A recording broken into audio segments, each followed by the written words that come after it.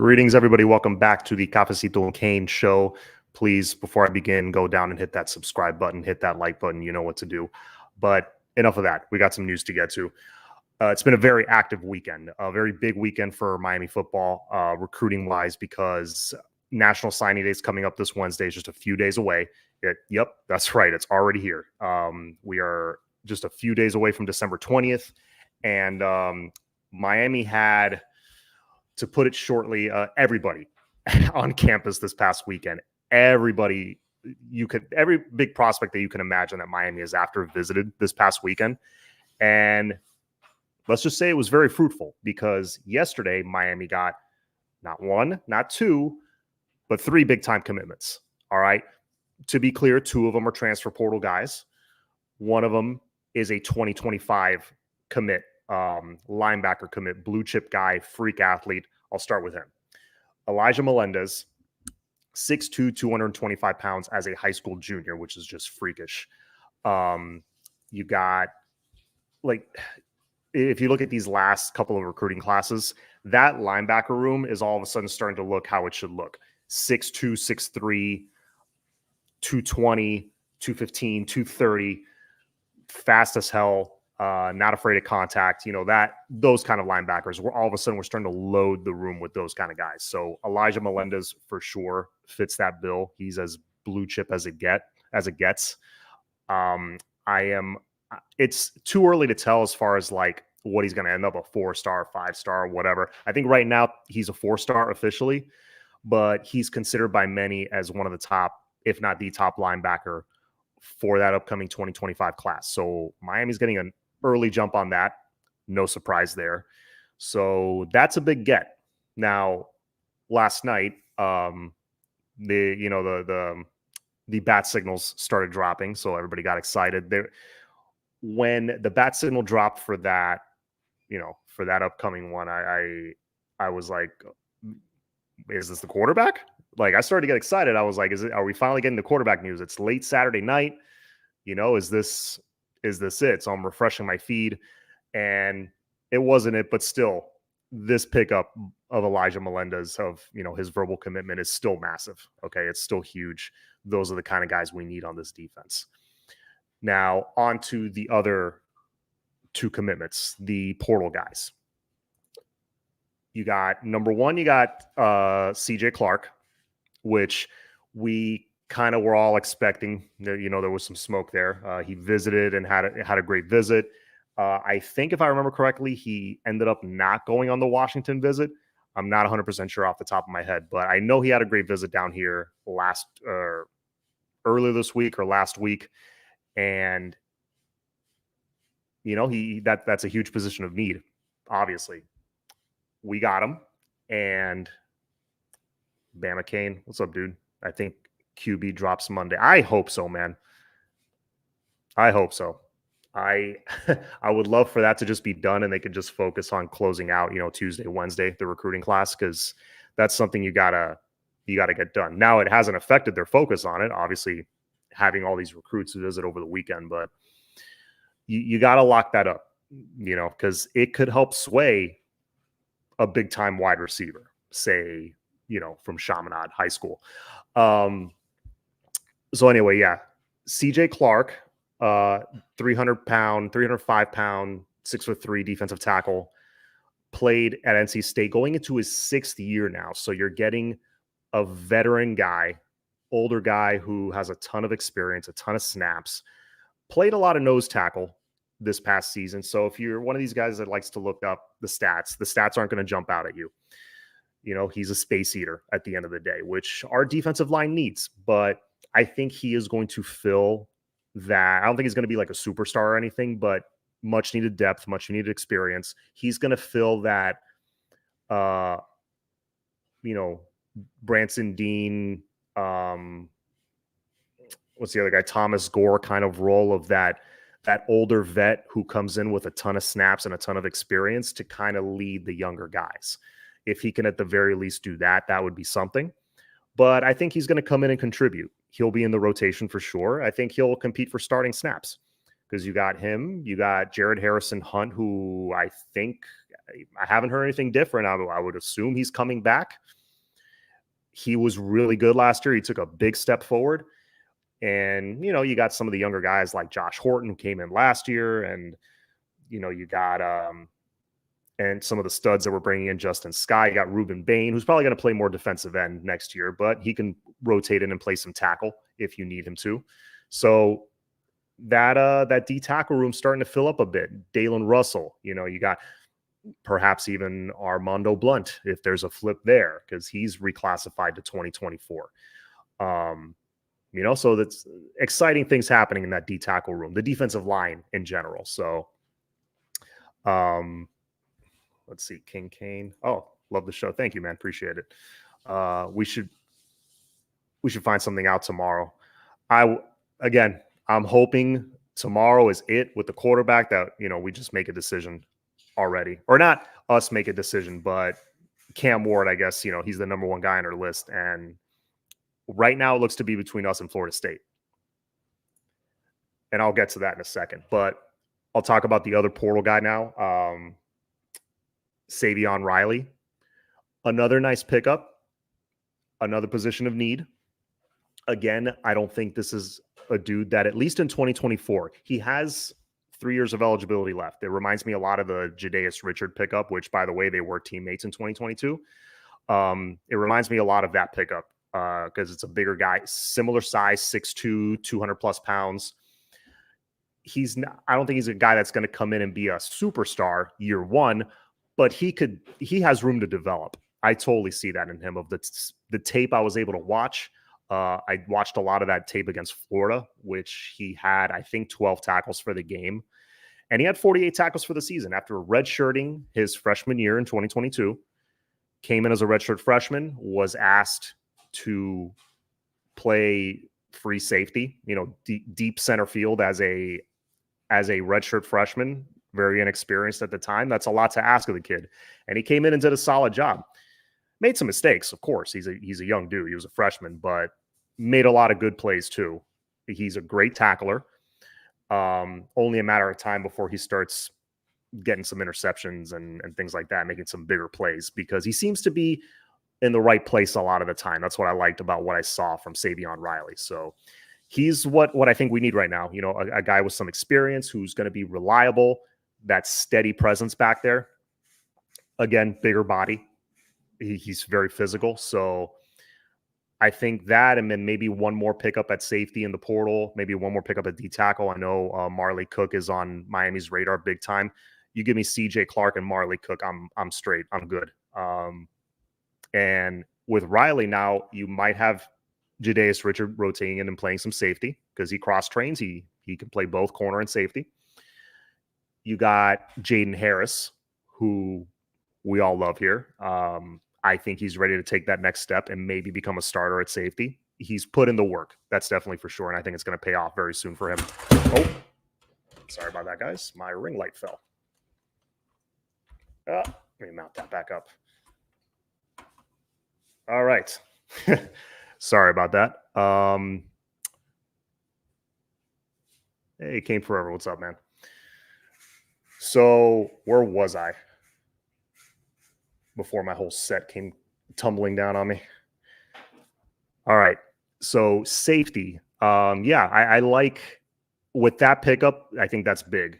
I think you got to go get another one. And that safety room really starts to take shape because you still got Markeith Williams, needs to put on some weight, but you got an experienced guy there too. So while you might be losing 2 stars at safety, if you get some reliable veterans to fill those roles, but you got, now the trade-off is this year you got 2 stars, potential stars at corner, because you have Daryl Porter coming back and you have Damari Brown possibly being the other starter. So that'll be one of the better corner tandems, not just in the ACC, in the country, in my opinion. So again, what we lost was safety. I think you're gaining some stars with corner. You might, you're going to have some, you're going to have some stars on the defensive line. Kiko Maui Noah's back for his last year. That wave of young linebackers is coming in. So, we know what we're losing, but we don't know who's going to take that next step. All right. So I think the defense, all that to say, I think the defense is going to be in very, very good hands. Now, as for the quarterback situation, all right. Do I love how it's being handled? Not really. I'll be honest with you. I would have given it like the deadline of this weekend to, if we have a target, in this case, it's Cam Ward. We know it's Cam Ward. That's their number one guy. And if he's still unsure, I would have moved on. I would have moved on to the next guy. And if, let's say, for example, that next guy was Will Howard and he wants to come on down, I would say, hey, you got the green light. Let's go.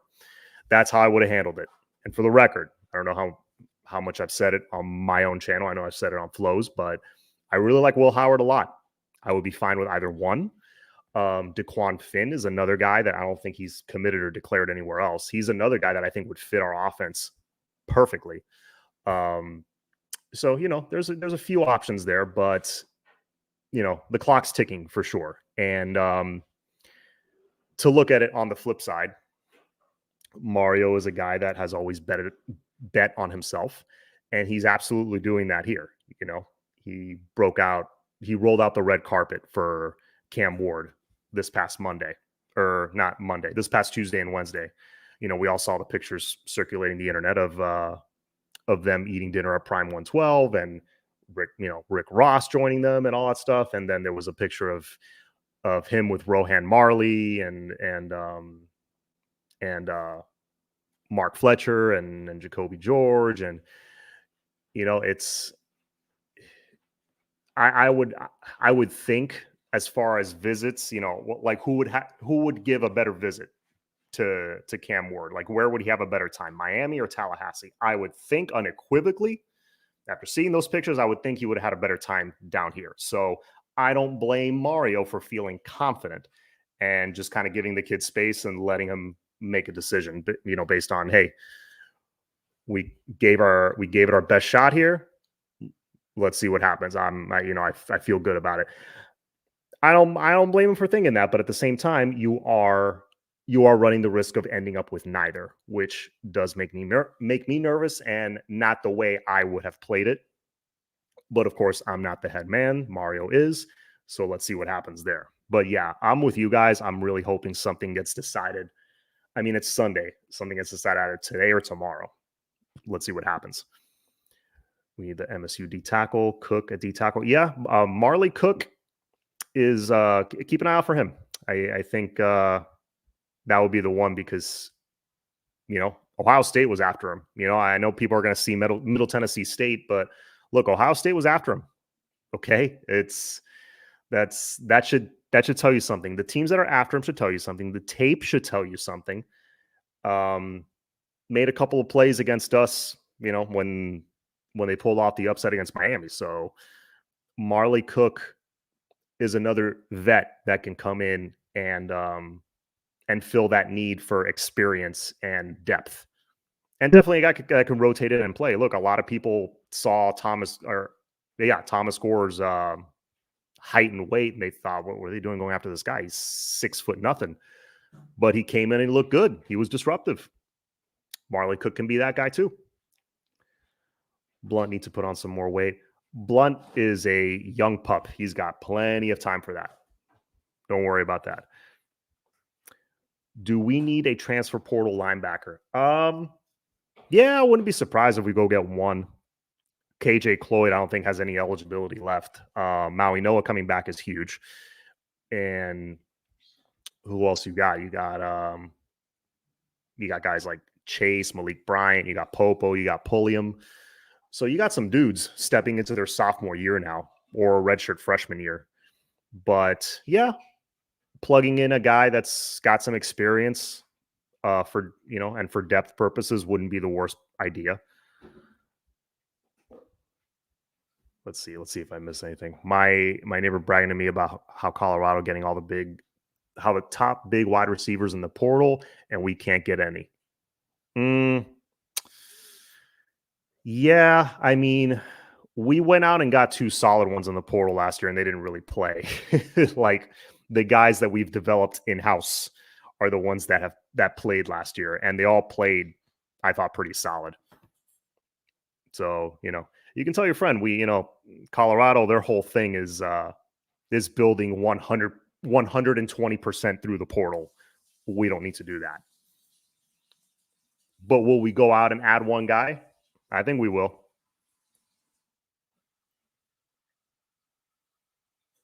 Let's see. If it's between us and FSU, I think we get him. FSU guys, this is a great point. What I'm about to read here, and I thought this too. This is something that FSU fans don't want to hear. A lot of their guys are declaring, skipping the bowl game. A lot of guys, they're losing a lot of seniors and redshirt seniors, a lot of experience. And it's not just back end of the rotation guys that barely play. These are guys that play. And they got to reload that entire offense. Okay. I don't know if they have the money to get a QB and big everything he'll need. Yeah, I agree with you. Fresh, FSU is losing 12 players. Yeah, I agree with you. FSU is losing a lot. Okay. And over here, you got running back one, Mark Fletcher, who I think is going to have a monster sophomore season. Jacoby George coming back as your worst case scenario. He's your wide receiver one if you don't go at anybody in the portal. That's not a bad scenario. Okay. That's not bad because you're bringing in a nice wave of young talent with Nye Carr, who is an electric playmaker, JoJo Trader, who's every bit that dude. Okay. I love JoJo Trader. He's going to play as a freshman for sure. And you got Chance Robinson, who's also going to play. All three of those guys are studs. All three of those guys have star potential, NFL potential. Okay. And they will all get in the rotation and play as freshmen. We just got to go out and, kind of add a veteran to round out that room. But with the weapons you're already bringing in, that has to be very, that has to be very enticing for Ward. And with what FSU is losing, I mean, I know they're bringing in some guys too. Obviously, they got a good recruiting class coming in, but they're losing a lot. I think we were like second or third in the nation or something in freshman snaps in 2023. That's another thing that's very telling because I actually saw something on Twitter. I don't know if it was Orange Bowl Boys, their Twitter account or somebody's Twitter account. They might have reposted it or something, but there was a stat that like half of, for example, like not talking FSU, not talking Florida, half of Florida's freshman class from last year like are hitting the portal, and none of ours have hit the portal. That's also, that should tell you something. So lot of things. If you're looking at it objectively as a quarterback, say, aside from the dinner with Rick Ross and all that stuff, you look at this as a quarterback. You got a healthy line coming back. Yeah, you lose a couple vets, but with what you got ready to plug in there, what you're bringing in with Markel Bell, that guy you can plug him in and start him if Jalen Rivers decides to go. You're going to be solid at O-line. You're going to have a great running game. You're going to have pretty solid receivers. You're going to have some playmakers to work with. That's enticing. Not to mention a defense that's going to help you hang on to leads. Like, let's say you go out and you make a mistake, you throw an interception. Your defense is going to bail you out. Or how about this? One of the best kickers in the country. Let's say you're inside the 30. You can take some chances because you're like, okay, I know I'm going to come away with points here. All right. You have that like little security blanket knowing you're inside the 30, inside the 20, you're going to come away with 3 points. Worst case. That's a good feeling. Yeah. Brashard Smith too. Yeah. Good point. Bat signal, please. I haven't seen, if a bat signal pops up, guys, let me know, please. Because I'm live. I'm not on Twitter right now.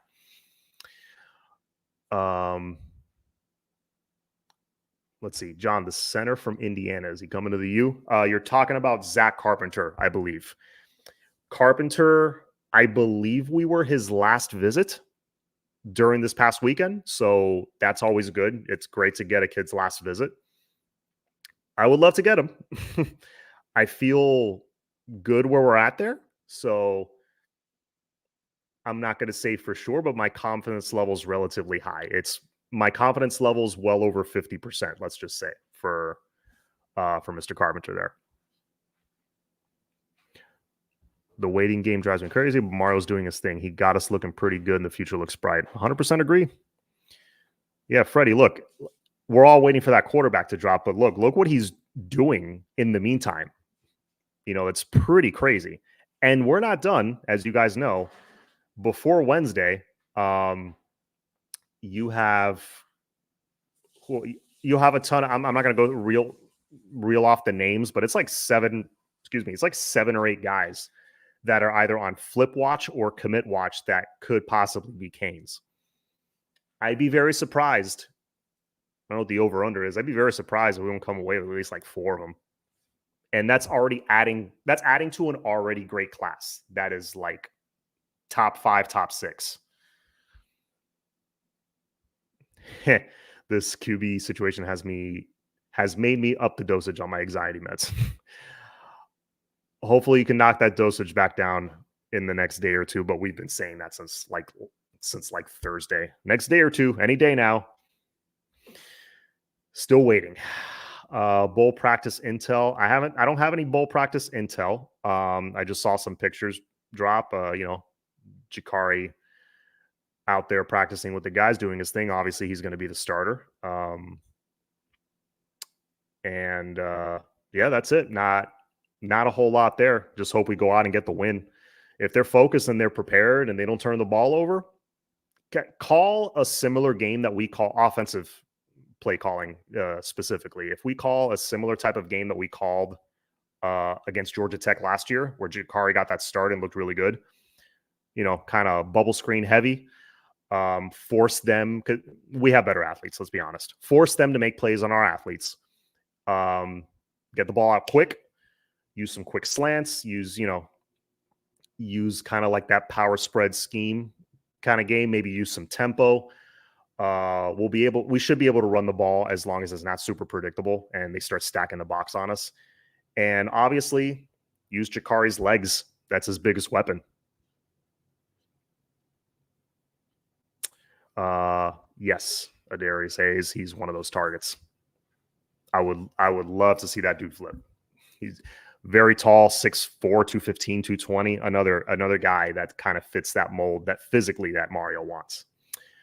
But anyway, that's all I want to talk about. Just a little weekend recap of who we landed. Again, we landed 3 big-time commitments. Very excited about that. Still waiting for the biggest commitment of all, and that's the quarterback. We may have to wait. Hopefully, we don't have to wait more than another day or 2. But let's see what happens.